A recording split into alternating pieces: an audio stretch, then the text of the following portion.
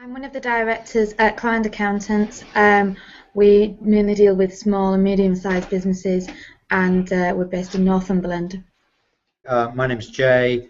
I'm the Senior Sales Executive at Exact. Had my own practice for about 4 years. Been in the industry, accounting software industry, for about 15. So a bit of an old hat. I'm Paul, and as you just heard, I'm from Trio Associates, sole practitioner in South London. Well, I would say, and this has kind of been verified through some independent research that we did as well. So the first and the largest one was usually missing files and sending files in late and expecting you to do returns within a very short period of time.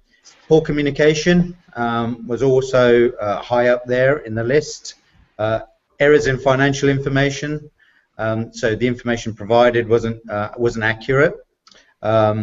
Lack of clear systems in place was also a big one, and a lack of business planning. So though they had a plan in place, they didn't have a very clear strategy for adoption. In my case, it would be the budgeting and planning. It's practically non-existent for most small businesses. Strangely enough, in the voluntary sector or the charitable sector, where they're forced to and they're handling public money anyway, they tend to spend a lot of time, no matter how tiny they are, on planning and budgeting and forecasting. But with the small businesses I've dealt with over the years, it's always a second thought, and they probably don't think that it's that important.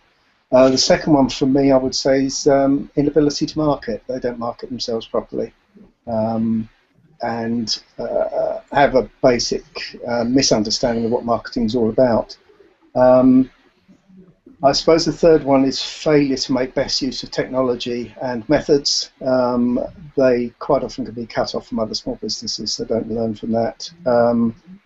Then the other one I had was looking at growth as being the be-all and end-all of how they operate their business, rather than making sure that the business is sound to start with.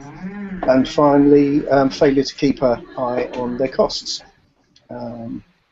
Yeah, so that's my five. In particular at the moment is people not watching the cash flow, no idea what's going on with the bank and what's coming in and out and going out. I think the second one, certainly, they have a lack of understanding of, if they're a limited company, what they're expected to do as a director, and understanding what a dividend really is and what the role of a director's loan account is. Again, reiterating what Jason and Paul have said, a lack of understanding about management systems and processes, nothing in place, and records being in a very poor condition. And I think recently we found with RTI coming in and payroll, again, lack of procedures, but this is affecting when they're hiring new staff and how payroll takes place. Just a shortage of processes and understanding of what's really going on. Probably the most difficult one, because there's such a variety out there. Personally, I'd like to work with companies that make things, so manufacturing sector, but round our way it tends to be mostly service sector. I want to see a business that has a plan, definitely knows where they want to go, and isn't just jumping in with both feet hoping that it's all going to work out.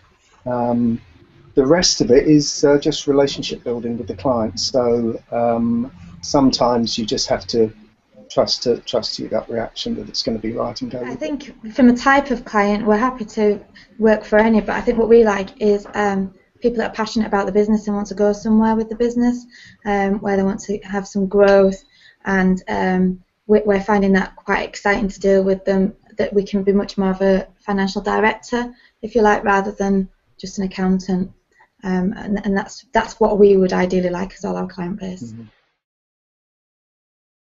The problem with the startups is that they can come quite often very cold, not knowing a lot about business, and so you have a lot of investment time to get them up and running, but they can quite often be the most exciting ones. But as I say, because they take a lot of time to get up and running, and you have to instill them with a lot of knowledge, especially about business and how business operates, then you can't spend all your day looking at startups. It has to be a good mix. We like dealing with the startups because we can kind of instill our ethos on them, and how processes should work, and it's great. We can introduce them to new products and things like that. However, it is a lot more invested time, and actually from a cash flow point of view, it's often a long way down the line before you reap the rewards of your work. Whereas with established businesses, it's quite good to be able to go in and look at things in a different way to they do. However, sometimes they're a bit entrenched with their ways and habits, and getting them to change can be a little bit more tricky.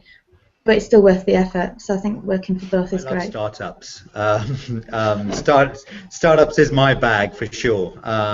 So I love building a relationship, getting them to do some, rational checks on what their strategy is, help them with their plan, for them to be realistic. Have they financed it well? Are they thinking long term?